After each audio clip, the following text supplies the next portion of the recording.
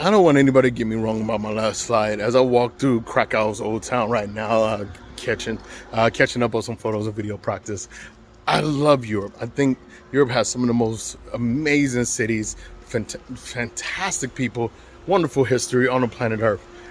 But the value isn't there. A lot of people say, "Oh, what's the best place in the world? What's the best city in the world? What's the best the tour in the world?"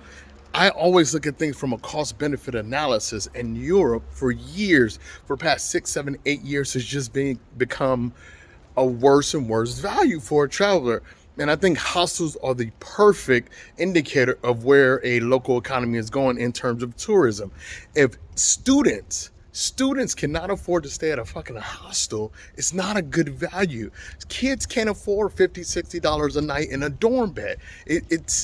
It's only a matter of time before the recession hits, and it's going to hit hard.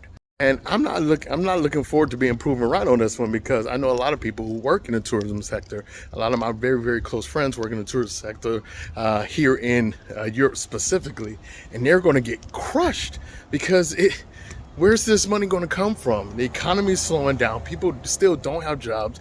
People are still trying to save up after COVID. Where's all this money? Where's this $50 a night hostel money coming from? And I know you're saying, "Oh, well, just don't go in high season."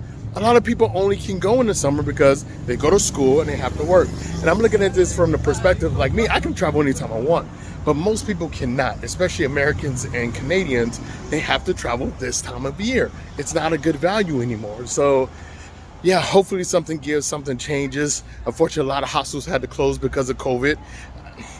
It's a tough pill to swallow, but the value in Europe in the summertime, just not here anymore. It's just not. So my advice, if you're coming to Europe during the summer, come for a very specific reason. If you're coming here for festivals, plan out those festivals. If you're coming here to see historical sites like Auschwitz here in Krakow, if you're going to southern Spain, or you want to go see Monaco, come for a very specific reason. But the days of just blindly backpacking for months through Europe in the summer, wouldn't recommend.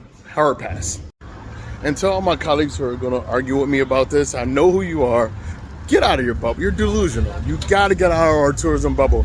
I know some of the same people y'all know. I work with some of the same people you work with, and I understand how tough it is for them and how we should be helping them and supporting them. But we cannot do it at the expense of the consumer, the client, the people that we're claiming to speak for and be trying to help. It's a mess up system right now, and we have to talk about it so things can get better for everybody, not just the hotels and the tour companies and the hostels and the destinations that we work with, but the actual tourists.